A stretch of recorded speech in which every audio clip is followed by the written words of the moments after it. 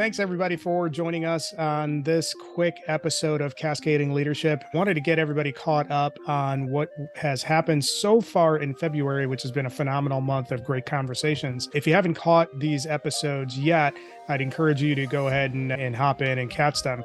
So we opened the month with some tremendous conversation featuring Jiquanda Nelson and my co-host Lawrence Brown. This conversation features a CEO, one of the 40 under 40, a strong DEI strategist, and someone that had a lot to bring to the table in terms of making your organization more effective from an inclusion perspective. A few of the things that you're going to want to tune into Jiquanda's episode about.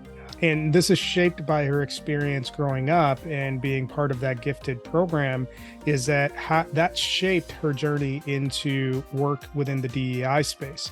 A lot of the conversation that we had with Jiquanda focuses on how you build a strong strategic footing for your DEI initiatives, but there's particular attention paid to the benefits of DEI in the workplace in terms of how you can make your organization a lot more effective. There's also a really strong case for how to build a more inclusive organization.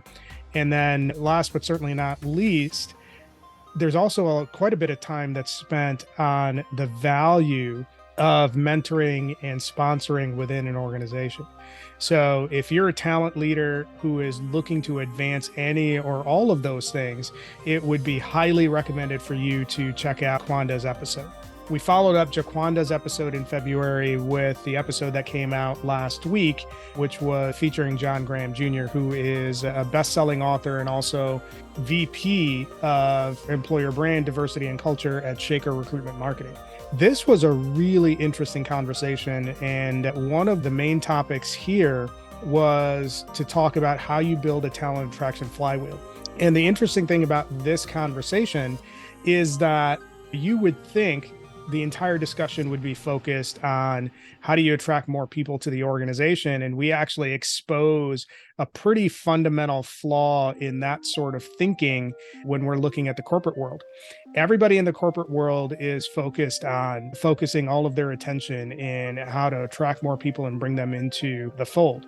The issue that John and I both explore in our conversation is that's flawed in that if you're bringing people into your organization, especially those from underrepresented communities, and you don't have the infrastructure set up to help them thrive, you're actually just spending a lot of money to drive up your attrition rate. And that's one of the great quotes that comes out of the conversation.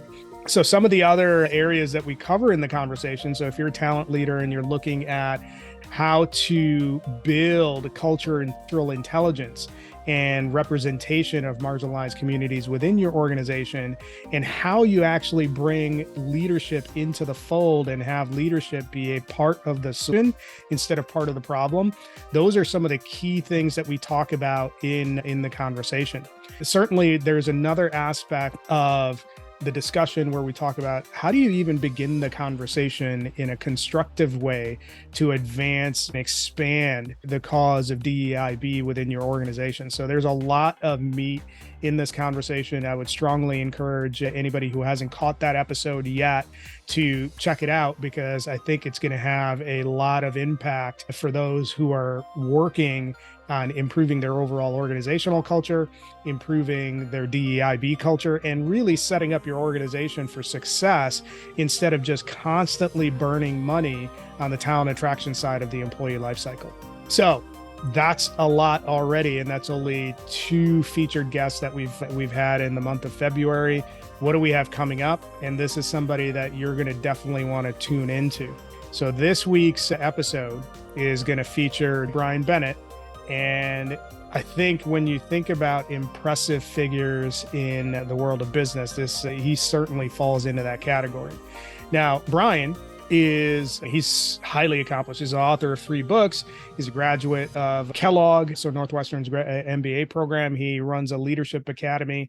So there is a ton there that he brings to the table. But I think one of the interesting things that really makes the conversation with Brian unique and interesting is that if you're in the talent management or talent development space, this is somebody who's actually proven himself from an organizational leadership perspective within the healthcare space, And then he's actually pivoted into, and he's had a lot of experience in the IT space as well in terms of systems implementation. So you're getting a really unique perspective on how to build strong organizational leadership cultures.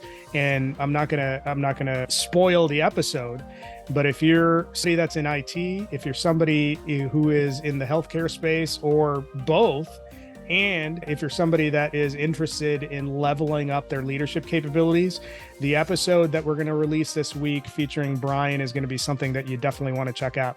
So far in February, it's been jam-packed with some phenomenal conversations with some exceptional leaders that are going to help you level up your talent management and talent strategy capabilities. There's going to be a lot that you're going to take away from the conversations that we've had with Jiquanda, with John Graham, and certainly with Brian Bennett as well. So looking forward to hearing some feedback and getting your thoughts on the episodes. For those of you who haven't checked them out yet, make sure you check those out. Follow us, check those out. In terms of what you can do for us, our core mission is to help you move further faster. So make sure you're following us on our website, cascadingleadership.com.